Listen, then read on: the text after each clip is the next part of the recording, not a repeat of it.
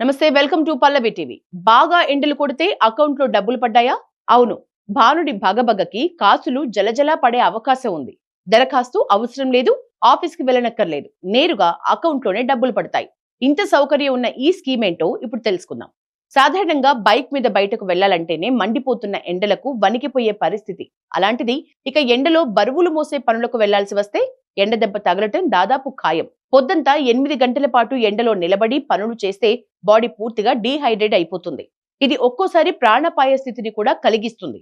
అలాగని ఎండలకు భయపడి పనులకు వెళ్ళకపోతే కూలి పనులు చేసేవారికి పూట గడవదు. ఇలా సతమతమయ్యే వారికి స్వచ్ఛంద సేవా సంస్థలు ఆపన్న హస్తం అందిస్తున్నాయి. భారీగా ఉష్ణోగ్రతలు పెరిగి వారు పనులకు వెళ్లలేని పరిస్థితులు తలెత్తినప్పుడు హీట్ వేవ్ ఇన్సూరెన్స్ ద్వారా వారికి రోజువారీగా డబ్బులు అందేలా చేస్తున్నాయి. అలా ఆ రోజు వరకు పని చేయకపోయినా పూట గడిచేలా చూస్తున్నాయి. సాధారణంగా ఇన్సూరెన్స్ పాలసీ ఏదైనా సరే నష్టం జరిగిన తర్వాతనే రావాల్సిన పరిహారం అందుతుంది.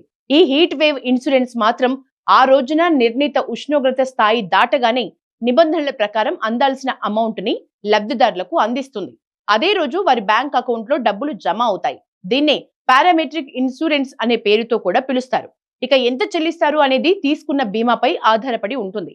కూలీ పనులకు వెళ్లేవారని ఆ రోజు వరకు ఆదుకునేందుకు వీలుగా ఏర్పాటు చేసిన ఇన్సూరెన్స్ ఇది. ఈ బీమా డబ్బుల కోసం లబ్ధిదారులు ఆఫీసులకు వెళ్లాల్సిన పనే లేదు. ఏవేవో డాక్యుమెంట్స్ సమర్పించాల్సిన అవసరం అంతకన్నా లేదు. వాతావరణ శాఖ రిపోర్టుల్ని బేస్ చేసుకుని ఇన్సూరెన్స్ సంస్థలే బ్యాంక్ అకౌంట్ లో డబ్బులు వేస్తాయి. ఈ అసంఘటిత రంగ కార్మికులు ఈ పరిధిలోకి వస్తారు అంటే అడ్డ కూలీలుగా ఉండేవాళ్లు, భవన నిర్మాణ కూలీలుగా ఉండేవాళ్లు, తోపుడు బండ్లపైన కూరగాయలు పండ్లు విక్రయించే వాళ్ళు, ఫుడ్ డెలివరీ బాయ్స్, ఆటో వాలాలు ఇలా పనిచేస్తేనే పూట గడిచే వారి కోసం ఈ ఇన్సూరెన్స్ ని తీసుకొచ్చారు. ఇక ఇన్సూరెన్స్ అనగానే ప్రీమియం ఎంత అనే మాట వస్తుంది. అంతేకాదు కూలీ పనులు చేయటానికే అవకాశం లేని వాళ్ళు ఇన్సూరెన్స్ ని ఎలా చెల్లిస్తారు అనే సందేహం కూడా వస్తుంది. ఇందుకోసం కొన్ని స్వచ్ఛంద సంస్థలు పనిచేస్తున్నాయి. ఉదాహరణకు జన్ సాహస్ ఫౌండేషన్ అనే స్వచ్ఛంద సంస్థ గో డిజిట్ అనే ఇన్సూరెన్స్ సంస్థతో ఢిల్లీ, నోయిడా, లక్నో, గజియాబాద్, ఫరీదాబాద్ వంటి ప్రాంతాల్లోని కూలీలకు ఈ ఇన్సూరెన్స్ ను అందిస్తోంది. బీహార్ రాష్ట్ర సర్కార్ క్లైమేట్ రెసిలియన్స్ ఫర్ ఆల్ సంస్థతో కలిసి గయా, పాట్నా ప్రాంతాల్లోని కార్మికులకు ఈ బీమా అందిస్తోంది. ఇక కేరళలో మిల్మా అనే రైతు సహకార సంఘం ఏఐసి అనే ఇన్సూరెన్స్ కంపెనీతో కలిసి రైతుల కోసం ఈ బీమా అందిస్తోంది. గుజరాత్ లో సేవా భారత్ సంస్థ కూరగాయలు అమ్ముకునే వారి కోసం ఈ ఇన్సూరెన్స్ ని అందిస్తోంది. ఈ ఇన్సూరెన్స్ సంవత్సరంలో 365 రోజులు అమల్లో ఉండదు. కేవలం వేసవిలో మార్చి నుంచి జూన్ నెల వరకు మాత్రమే ఉంటుంది.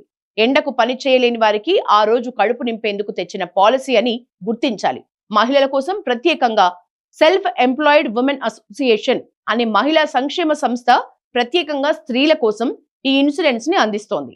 ఎండల్లో పనిచేసే మహిళలు డీహైడ్రేషన్, మూత్రనాళ ఇన్ఫెక్షన్స్ తో పాటు గర్భస్రావ సమస్యల్ని కూడా ఎదుర్కొనే ముప్పు ఎక్కువగా ఉంటుంది. అందుకే వారి కోసం ఐసిఐసిఐ, లాంబార్డ్, హేరా ఫౌండేషన్, స్విస్ రే సంస్థలతో కలిసి 2 ఏళ్ల నుంచి హీట్ వేవ్ ఇన్సూరెన్స్ ని నిర్వహిస్తోంది. ప్రస్తుతానికి ఎండలు అధికంగా ఉండే గుజరాత్, రాజస్థాన్, కోల్కతా, మహారాష్ట్రలో పైలట్ ప్రాజెక్ట్ గా ఈ బీమా సేవల్ని అందిస్తోంది. సిఎస్ఆర్ నిధుల సహాయంతో ప్రీమియర్ ఖర్చులను తామే భరిస్తున్నామని, ఇప్పటి వరకు 48,000 మంది స్త్రీలకు ఈ ప్రయోజనాలు అందించామని సేవా సంస్థ నేషనల్ సెక్రటరీ మనాలిషా చెప్తున్నారు. ఇక ఈ బీమా ఎంత ఉష్ణోగ్రత దాటితే అమలవుతుంది అంటే దేశం మొత్తం ఫిక్స్డ్ గా ఉండదు. ఒక్కో ప్రాంతంలో ఒక్కో విధంగా ఎండల ప్రభావం ఉంటుంది. కాబట్టి ఆయా నగరాలు, రాష్ట్రాల్లోని వేడి ఆధారంగా అక్కడి సంస్థలు వాతావరణ శాఖతో అనుసంధానం చేసుకుని మనుషులు తట్టుకోలేని టెంపరేచర్ స్థాయిని నిర్ణయిస్తాయి. అంతేకాదు ఆ టెంపరేచర్ ఎన్ని రోజులు కొనసాగితే బీమా డబ్బులు అందించాలి అనేది కూడా ఆయా ప్రాంతాల్ని బట్టే ఉంటుంది.